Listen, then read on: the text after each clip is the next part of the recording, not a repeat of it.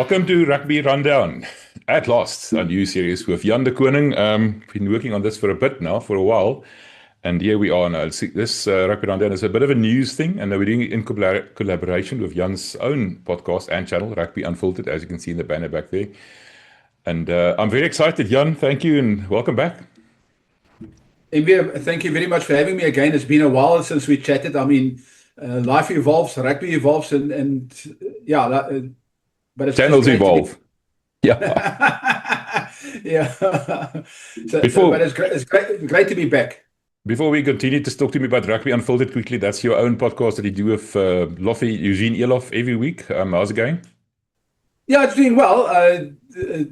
As you will know, sometimes you miss things, and something that you think is a good idea suddenly doesn't work, and the readers don't want it, and something which you don't think is a good idea or that you don't feel comfortable with, then suddenly flies off the thing. I mean, that's just how life works. So learn as you go, or learn on the job, as they say. But I'm happy. It's nice. It's a good project, and yeah, we'll see where it goes, but I'm just glad that we can continue our collaboration. That's the important part.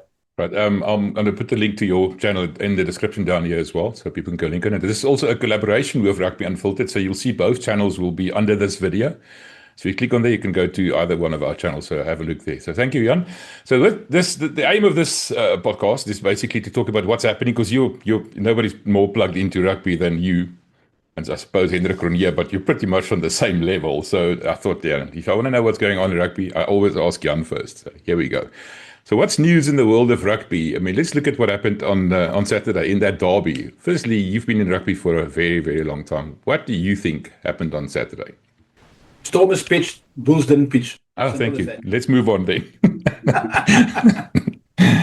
I think Johan, you can see the body language. Early in the game, the Bulls were up for it. One or two decisions went against them, and the guy's foot was in touch, or there was a knock on. Whatever you want to say, when a call goes against you, players either lift themselves and stay focused.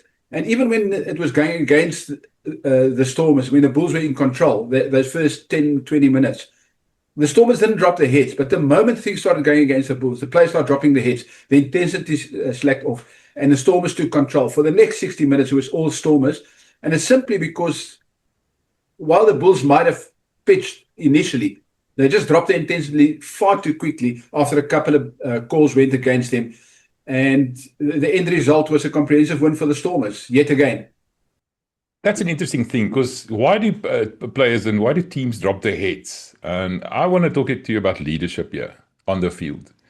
Be able to adjust. Ruan Nel being back for the Stormers, to me, was a huge thing.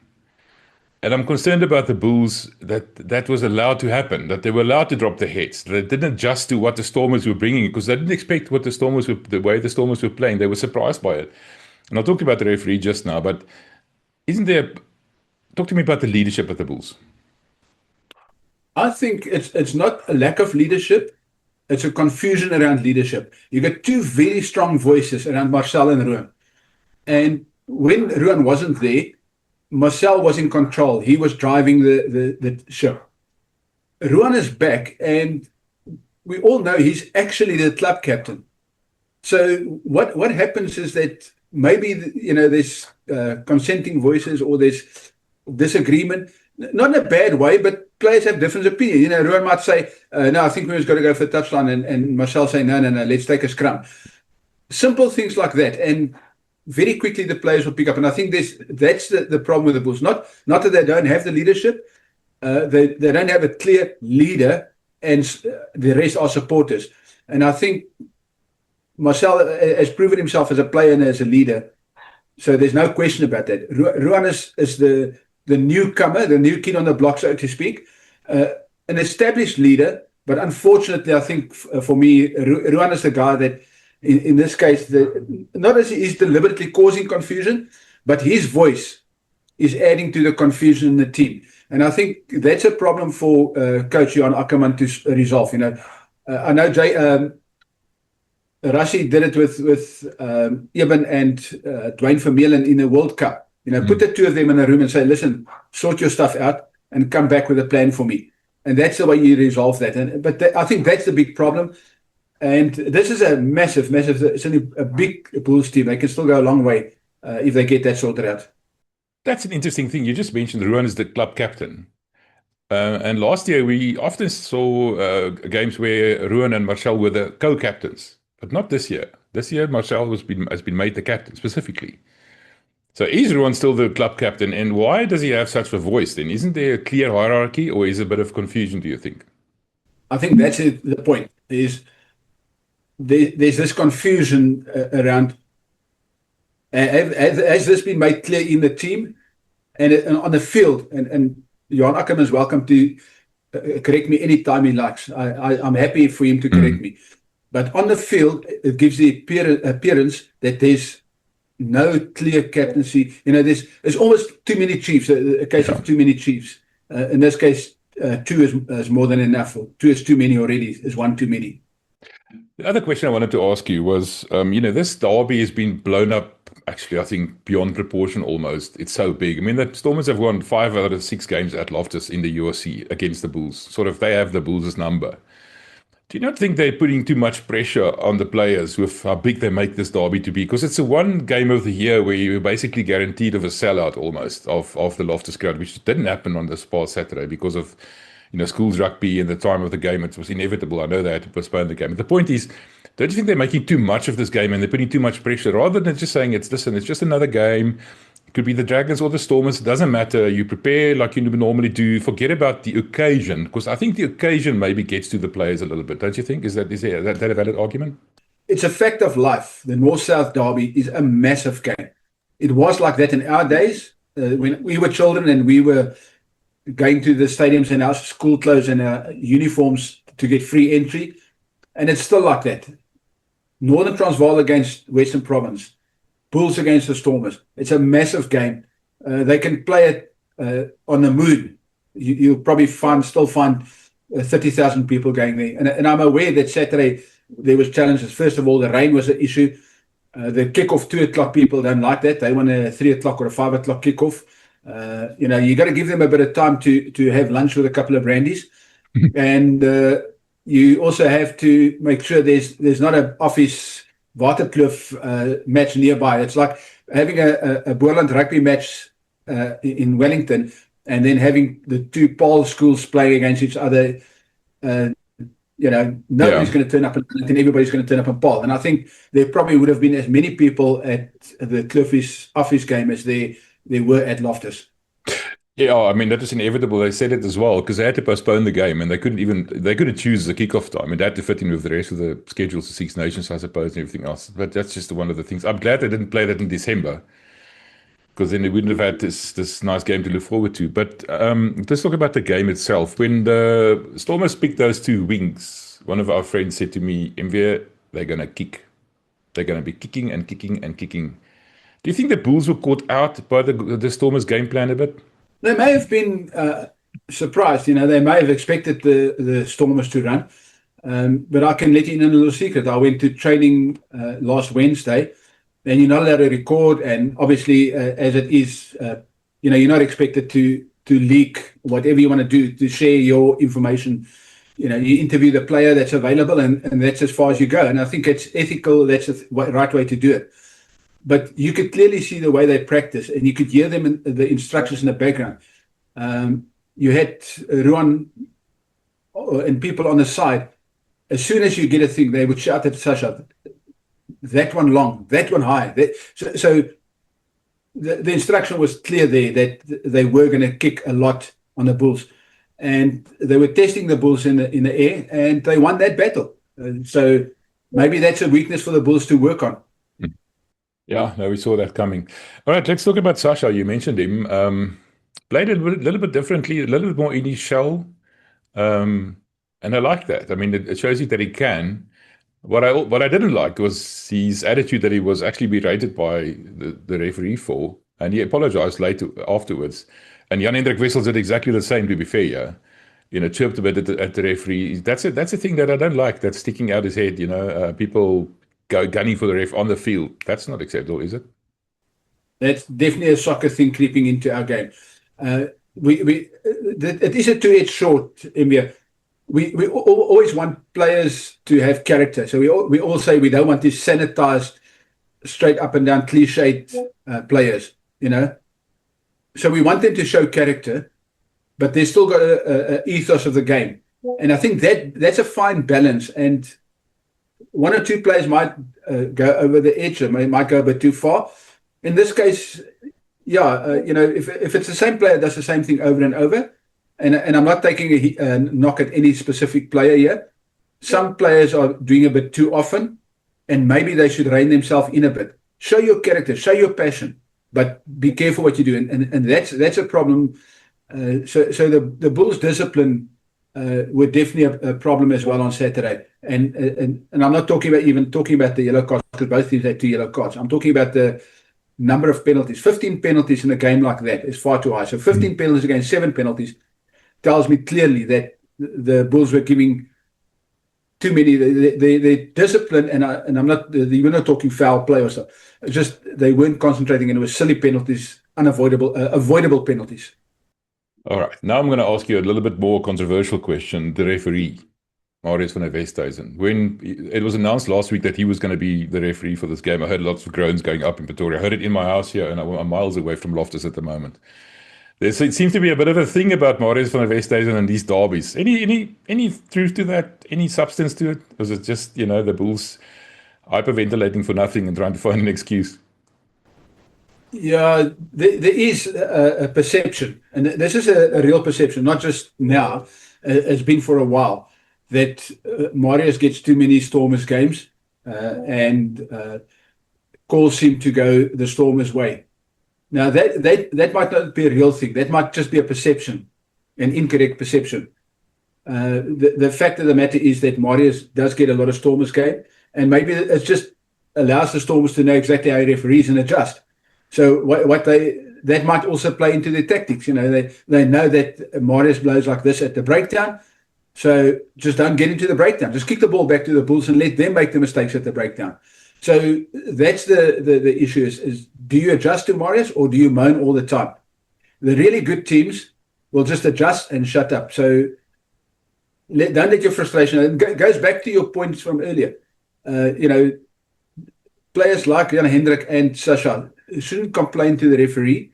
They can show their passion, but they should not complain to the referee about calls. Whatever you feel, whatever your frustration, just accept it and move on. You get paid to do the job, and somebody will assess Marius, and somewhere somebody will come up and tell him, no, listen, that's... And I'm sure his review process would have shown up a few errors, and end of the day, the Bulls were just not good enough. When the Bulls they shouldn't go and look at Marius. They shouldn't even look at any of the calls. What they should go to look at is their own play, their own performance, and the body language of some players.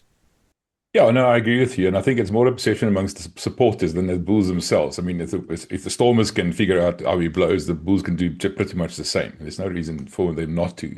The point was that they did concede more penalties than they should have. Worryingly, they conceded a lot of penalties in the scrums. That's a big concern for me. And I'm also concerned about why that Springbok front row was replaced so quickly, fairly early. And I know the thinking is to get Morne Smith to sort of ease into the role, but I'm worried about the Bulls' depth at tight end. Morne Smith and Francois Klopper, in the absence of Wilco Louw, I don't know, there seems to be a bit of a problem there. Yeah, I think the problem with the Bulls is they need to find another front row urgently, because we know that Wilco is leaving. And the depth behind him is not that good. So that's a definite aspect for the Bulls to work on. As to Saturday, that puzzles me still. Johan Ackerman did try and explain it post-match. I'm not sure I agree with what he said, but that's his view. He's the coach. It's his call to make. So, yeah, I would have done... The Stormers worked out how Marius was refereeing the scrums. They got blown in the first couple of scrums. They worked out what was going on. And they sorted it out on the field. So midway through the first half, the Stormers started taking control of the scrums. Why? because they adjusted. The Bulls, what did they do? They kept doing the same stuff and they got penalized. So that's the big problem for me. And it goes back to what we said about the discipline, everything else. The Stormers adjusted, the Bulls didn't adjust, and the heads dropped. And that's why they lost. It's a good point.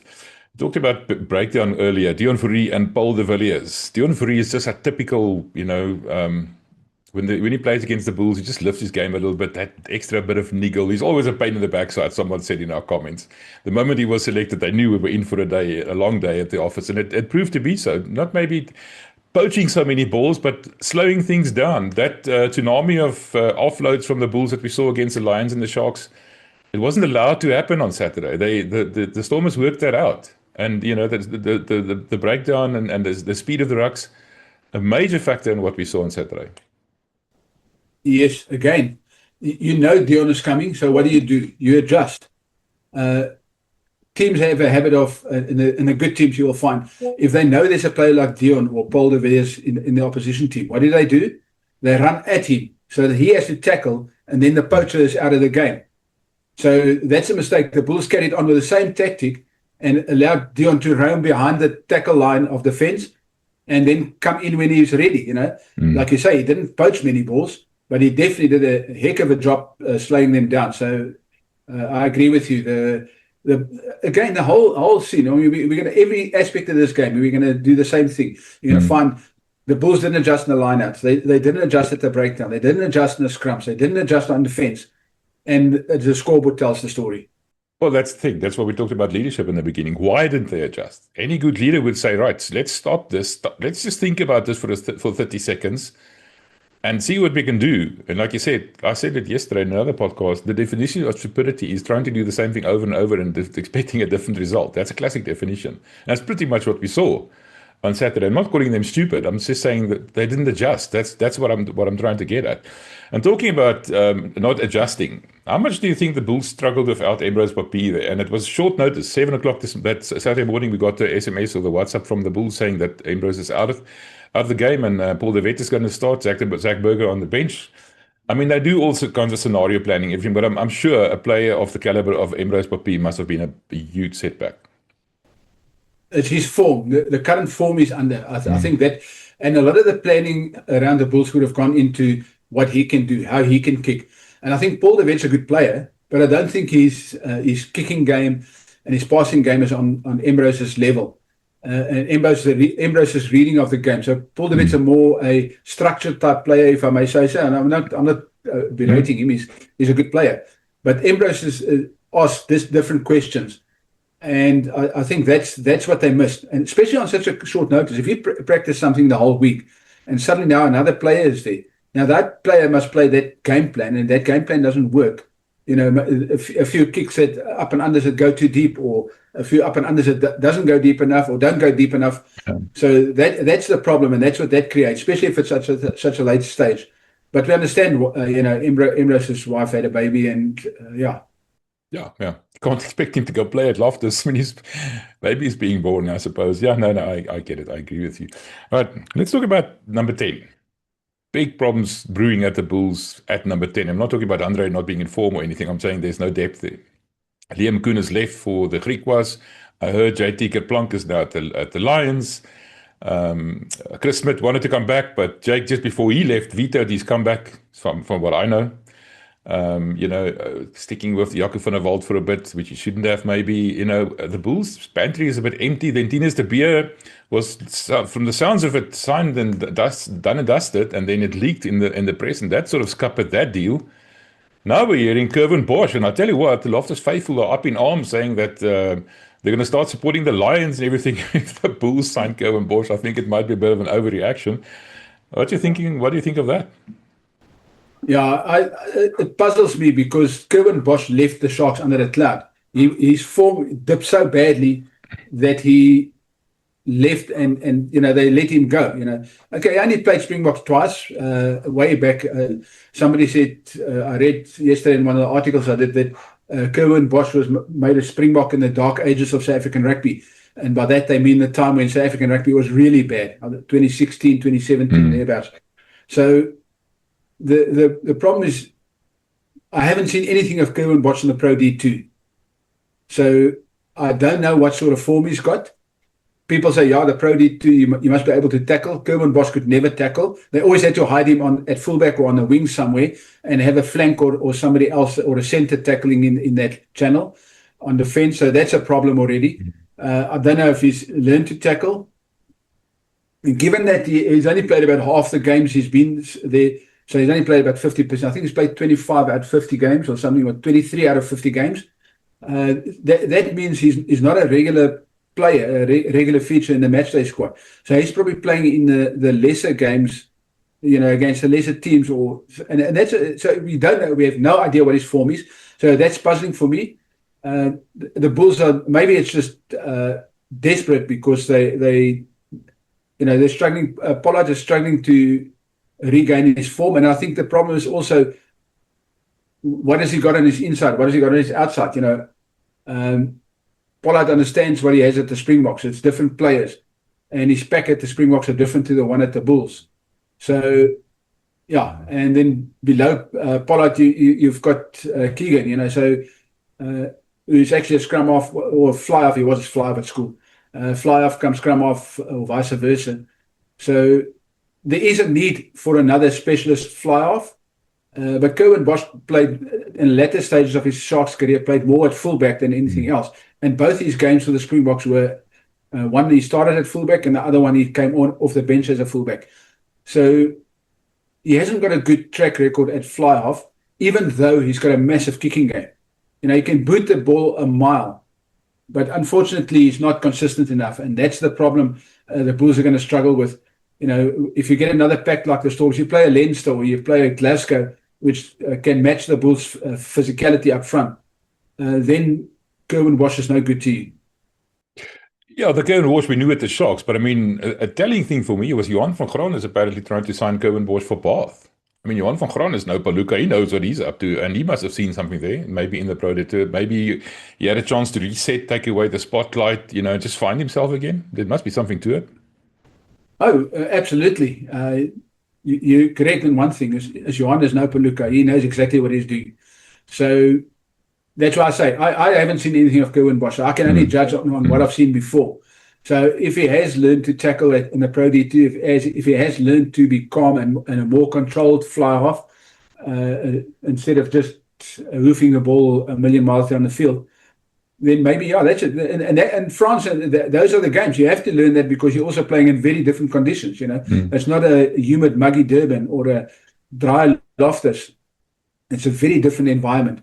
So, yeah, maybe Kerwin Bosch is 28, so maybe he's matured, and maybe now's a good time to look at him again, and maybe he offers something at this level. So, yeah, I will reserve judgment until I've seen him play. Yeah.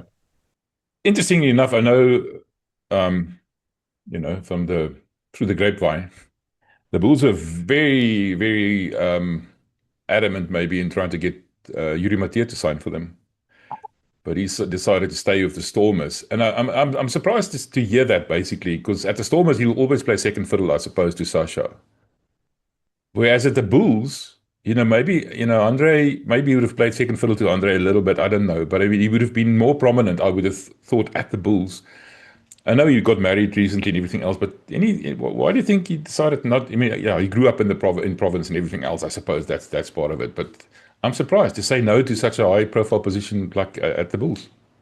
Yeah, it depends what he's getting at the Stormers and the lifestyle. So, some players will stay at the Bulls for life because that's their culture. We all know Pretoria and Cape Town is like chalk and cheese. It's Mars and Venus and Mars. So I think maybe it's just a culture thing, and there are some players that just thrives in the Cape Town culture, the environment, and some players need Pretoria. So, some players enjoy red wine, some players enjoy brandy. That's just life. So I think that could be the only reason. I'm sure it's not lack of money. Yeah, no, it's not lack of money. I'm sure. Dylan Mart is a good example. I just want to say, I'm going to put it on record here that the rumors that Dylan Mart was offered double what the Stormers offered him is not true. I can categorically state that. I know that it's not true. Anyway, but I'm glad to hear the Bulls actually signed him up because we're going to miss Gertly Arlen, so make no mistake.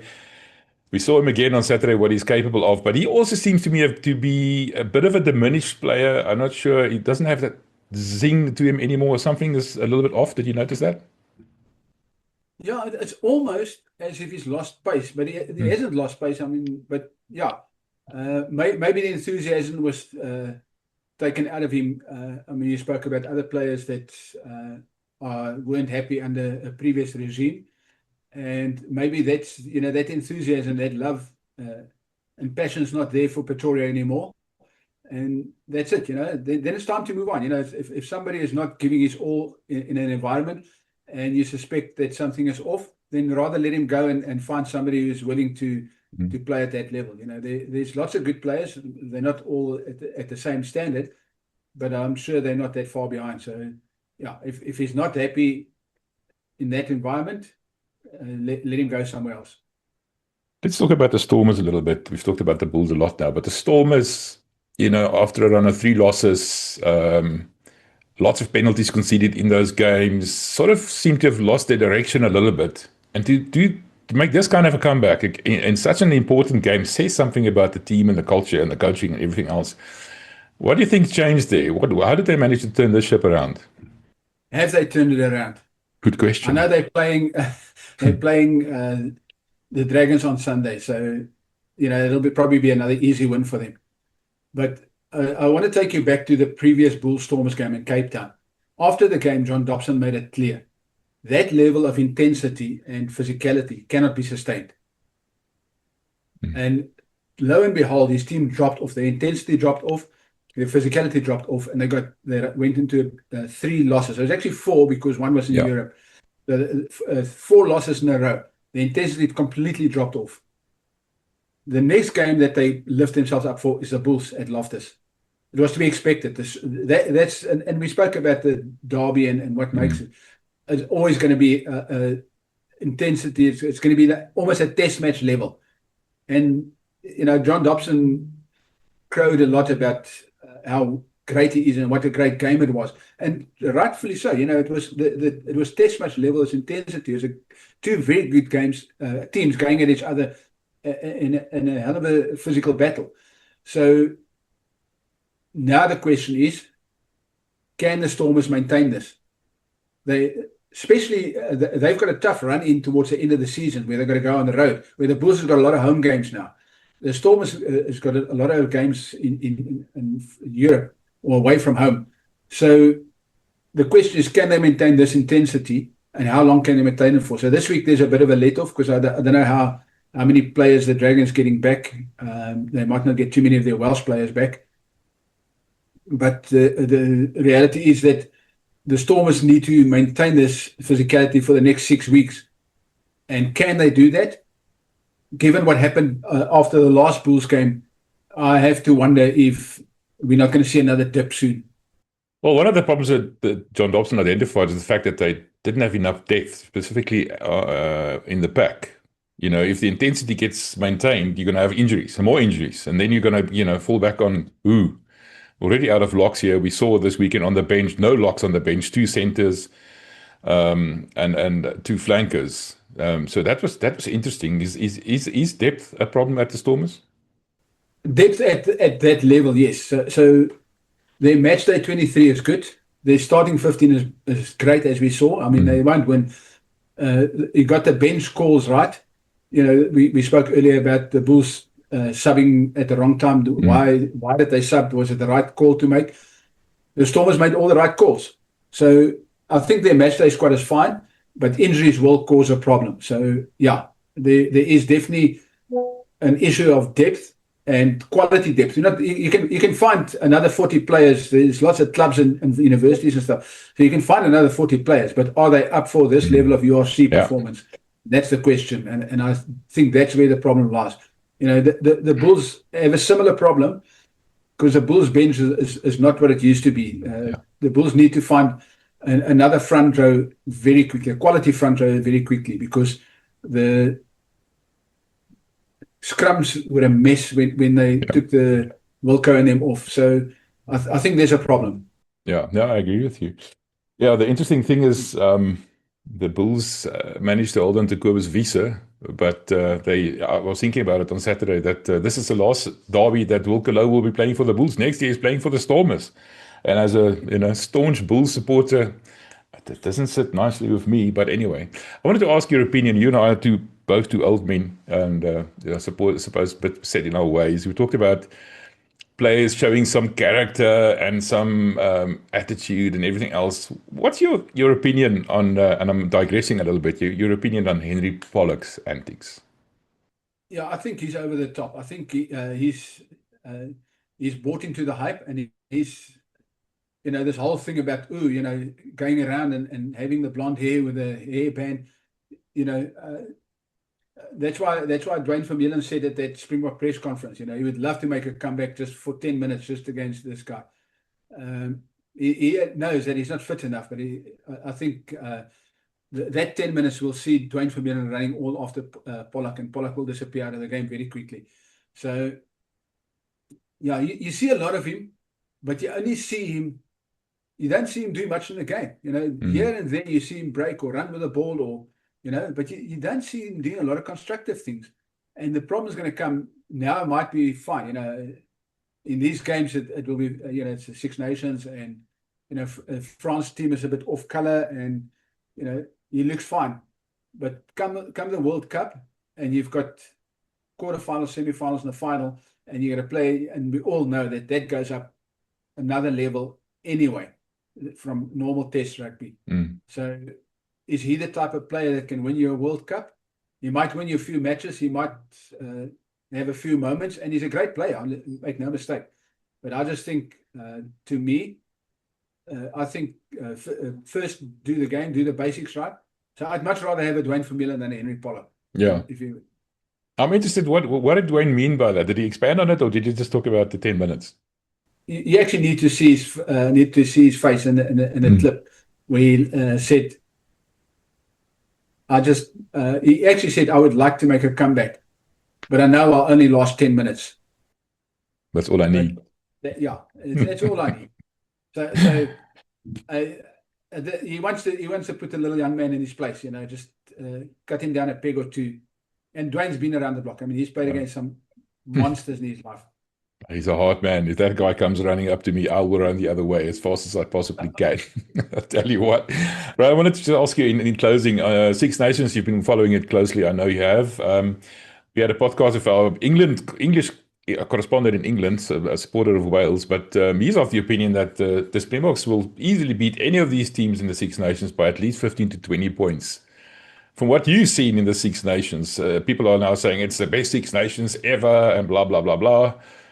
Thoughts on that? The best Six Nations ever. Go read the defense stats, and then you come speak to me again. Defense is now optional. So what are we trying to turn rugby into? Touch rugby. So, yeah, to me, it's not real test rugby. In the world, again, I'll take you back, same as the Pollock argument. In the World Cup, quarterfinal, semi-final, or final, what rugby is you going to play? Are you going to not try and score 100 tries and not worry about defense? And suddenly you can't score tries because the opposition is much closer, much faster, much more alert. And now your attack is not working. So what do you do? And that's where the problem is. So I think in general, the Six Nations was very exciting. I loved it. I watched that England game right to the end. In particular, I enjoyed the last call, whether it was the right call or not. Who cares? It was a fun call because that put a cherry on top of what was a very entertaining Six Nations, the greatest ever. No, I think just go check. Anybody can do that. Go to the Six Nations website and go check the defense stats, and you'll see where the team's defense percentage sits, and then you understand why there were so many tries. And the fact that you Griffin thinks that the Springboks would beat these teams by 15 to 20 points, is that a valid argument? Are the Springboks that far ahead of them still? I think that's a bit of an overestimation. The Springboks should win. We're playing England at Ellis Park, so I think depending on what type of team England sends, they're going to have a few issues at Ellis Park. And obviously, Russia is going to target that game because he wants to get off on a high. So I think our biggest challenge will be Scotland, because Scotland plays the type of game that can trouble us. When Scotland's on the day, they can trouble us. So, and then our big game at the year end would be France again. And I think France is going to come for us again. You know, the last year we were quite comfortable in beating Ireland and France. And I think if we get past England and Scotland, and then we got a chance of doing really well in the Champions Cup. So, but I personally, I know I might be way off the mark here, but personally, I think our biggest challenge in the Champions Cup is Scotland. Certainly in July. The Nations Cup, yeah.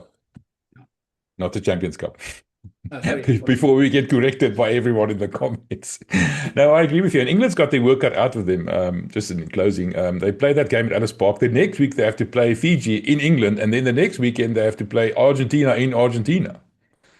I mean, okay, they're going to probably leave a B team behind to play Fiji, but still, the traveling is going to get to them. I mean, when we go to Europe, we basically just have short-haul flights between all those games. We don't have to do what the northern teams have to do when they come to the south, don't you think? It's a bit of a... I mean, I'm a Southern Hemisphere supporter, but that seems to me a little unfair. Let them have some. Yeah, I agree. We've been traveling for some time, so let them have some. But the reality is, those long-haul flights, do you send the B team to Fiji and send another team to go prepare in Argentina? That's probably the way to do it. I think Argentina is going to be the tougher challenge in any event. And I think England's B team, I think the bigger question for me is, can Steve Borthwick find something other than kick and chase? Yeah, can Steve Borthwick keep his job, do you think? That's also the problem. So the reality is that England's now become so predictable because they've got these guys that are good in the air. They're overdoing that. So if you can counter that aerial game of theirs, they've got nothing else. So they're just too predictable. And I think, and Tony Brown said it in that Springbok press conference as well. He says the Springboks now have different ways of beating you. If they can't beat you in the scrum, they can beat you at the ruck or the lineouts, or maybe at the turnover or the counter attack, or maybe the kick game works today. But the Springboks have the ability to adjust in the game, which brings us back to what we said earlier. In the game, when things don't work for you, try and find something that works for you. And that's exactly what, and again, Steve Borthwick's game, the one he used in the semi-final in the World Cup, the Springboks found a way. By halftime, they realized, hold on a second, we're getting beaten here with this kick and chase game in a wet Paris. So let's change something. And they did. And it worked. I mean, okay, at one point, and the fact of the day, whether you win by 1 point or by 100 points, you still win a game. I agree. Sorry, Jan, one last question that popped in my head now when you were talking those press conferences with Tony Brown and the likes. What did he think about Dave Rennie being appointed as the All Black coach now? What can we expect from the All Blacks? A very different All Blacks team, a lot less predictable, and they'll return to traditional New Zealand rugby, so they will be a bit more expansive. I don't think Razor coped very well with, there's one thing being in Canterbury and having the same type of player all the time. So it's the same thing you have at Pretoria with Loftus and Cape Town with the Stormers. Certain players fit in certain environments and they do very well. Suddenly, that whole Canterbury culture, you can't just plant that onto and he took his coaches with him, his Canterbury or Crusaders coaches for lack of a bit, but it's still a Canterbury province. So all that whole culture didn't fit the All Blacks. And there was, and as much as they would like to deny it, there was definitely culture problems and differences between the players and the coaches. And there was a breakdown of communication. And it wasn't workable. And I think Rennie will definitely do it. Okay, Jan, I keep saying in closing, but there's so many things I want to talk to you about. The most important thing is the Blitzbokke, winning the championship or the series, whatever it's called nowadays. But you talked to me before we start recording. That's not the end of it. There's more to come. Talk to me about that. Okay, so the whole Sevens landscape has been revamped. So now there was just 6 World Series tournaments, and the league winner, the Blitzboks won the league. So the previous year, they by the 8th, they barely sneaked into the top 8, and went to the championship, and they won the championship in America. That was a one-off tournament. So the person who won that tournament was called the World Champions. So the World Cup of Sevens, and the Springboks won that.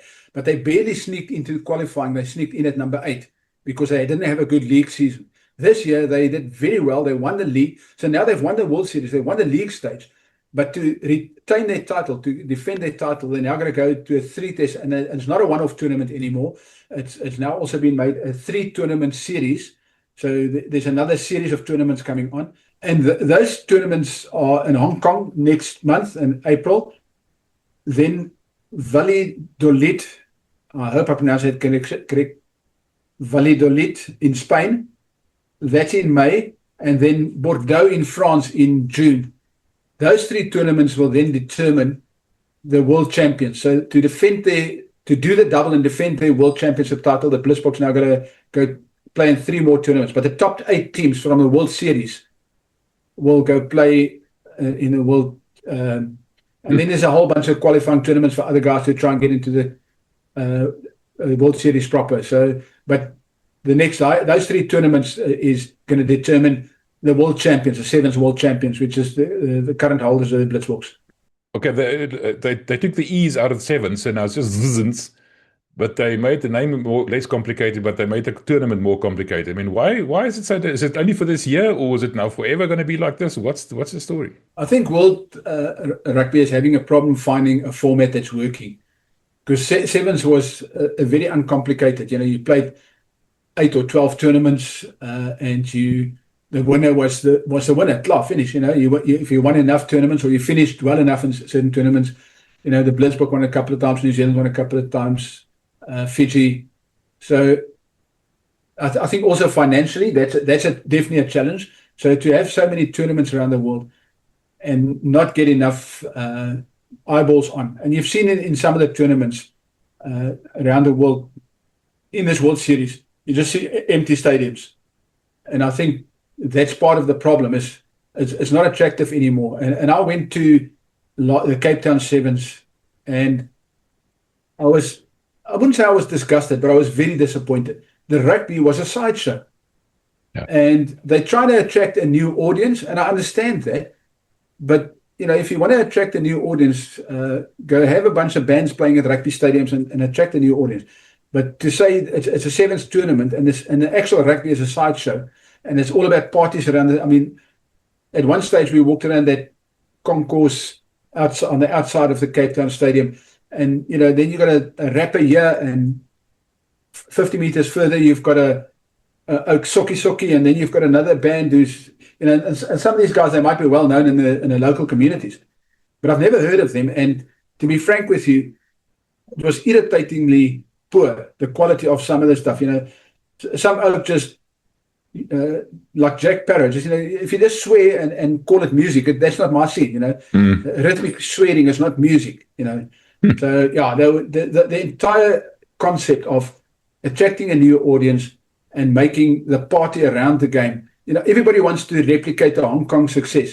Hong Kong has been declining for a few years. You'll see now when they play in Hong Kong next month. I don't think you're going to have that stadium packed as it used to be, because Hong Kong was known as the party venue. And the people went there and they partied all the time, and the Sevens were good. But now, to try and replicate that, and the rugby actually becomes a sideshow, that's a problem for me. I don't understand why they're making it more complicated. I mean, you and I do rugby almost for a living. You've been doing it for many, many years, and it's complicated for us to understand. How complicated it must be for normal supporters and fans to understand. I didn't even know what you were telling me about just now. I mean, this is unnecessary. I think they're killing that game, specifically the Sevens.